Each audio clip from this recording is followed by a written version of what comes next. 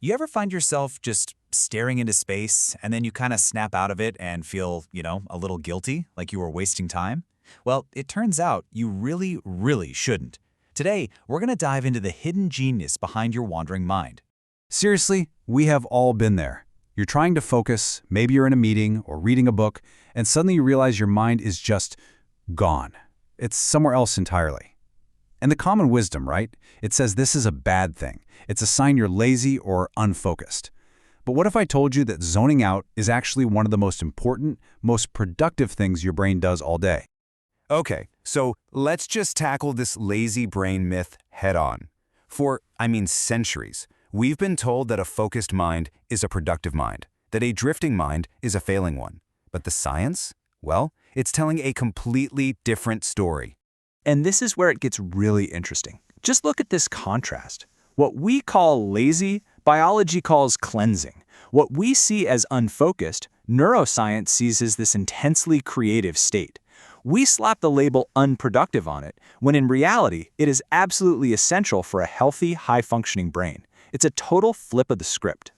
So let's get into the first really surprising truth about why zoning out is so crucial. Think of it like this. Your brain has its own dedicated biological cleaning crew, and when you zone out, they're just showing up for work. That's right. This is not a passive state. Your brain isn't taking a nap here. When your conscious mind checks out for a bit, it's actually the trigger for a powerful background process to switch on. Your brain is, quite literally, taking out the trash. And the hero of this whole operation is something called cerebrospinal fluid. Now, don't worry about the name. Just imagine it's a power washing system for all your neural pathways.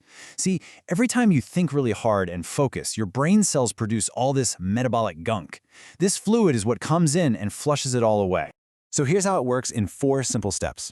First, you work your brain hard. That intense focus creates the waste. Step 2, your mind naturally starts to wander. And that's the key. That's the trigger. This rest state allows for step 3. That special fluid can now flow in more freely and wash everything clean. And the result? Step 4, a brain that's been reset, refreshed, and is ready for the next round of hard focus.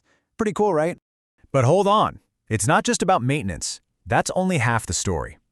There's another, and honestly, even more exciting layer to this. Let's get to the second powerful truth. Because your wandering mind is also your own personal creativity engine. So, while one part of your brain is doing the power washing, another part is opening up this amazing internal sketchpad. It's a space where you can connect ideas in brand new ways, completely free from the pressure of focused attention.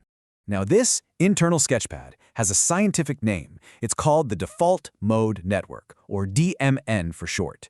And you can just think of it as your brain's creative playground. It's this whole network of different brain regions that only lights up, that only activates when you stop focusing on what's going on around you and just let your mind drift. And just look at what happens when this playground opens for business. This is where your creativity gets a huge boost. It's where you connect 2 totally unrelated ideas and have that aha moment. It's also where you do something called autobiographical planning. Thinking about your past, making sense of it, and imagining your future. And maybe the best part? It's how you solve those really tricky problems that you can't crack when you stare right at them, but then the solution just pops into your head when you're in the shower. That's your DMN. Okay, so let's recap. Your wandering mind cleans your brain and makes you more creative. It's not a bug, it's a feature. It's a superpower. So the next logical question has to be, how do we use it more? How can you actually harness this incredible ability on purpose? Well, the answer lies in a strategy that might sound kind of weird in our super busy, hyper-connected world. It's all about embracing the power of intentional boredom.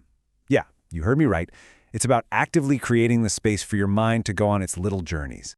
That is really it.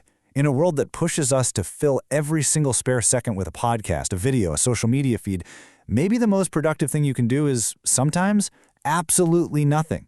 Just give your brain permission to be bored. Give it the quiet, unstructured time it's practically begging for. And look, this is way easier than you think. Try taking a walk and just leave your phone at home. No music, no podcasts. Do a simple, repetitive chore like washing the dishes or folding laundry and just let your thoughts go wherever they want. Or hey, just stare out a window for 5 minutes. The key here is to have no goal, no agenda.